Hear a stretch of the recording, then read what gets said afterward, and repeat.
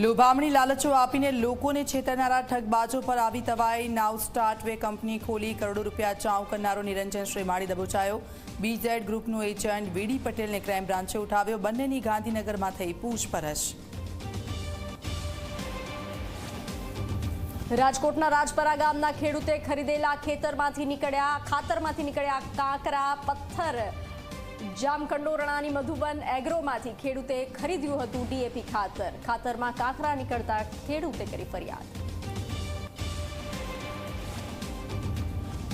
રાજકોટના જસદણમાં માતાના મઢમાં ચાલતી જર્જરી સ્કૂલ માટે ફાળવાઈ વૈકલ્પિક વ્યવસ્થા. કુંદણી ગામની જર્જરી શાળા અંગે ઝી 24 કલાકે બતાવ્યો હતો ધારદાર અહેવાલ. કેબિનેટ મંત્રી કુંવરજી બાવળિયાએ વૈકલ્પિક વ્યવસ્થા કરવાનો આદેશ કર્યો.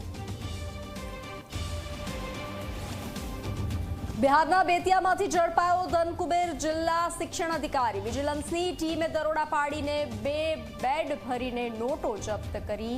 પૈસાની ગણતરી કરવા માટે મંગાવવા પડ્યા મશીન.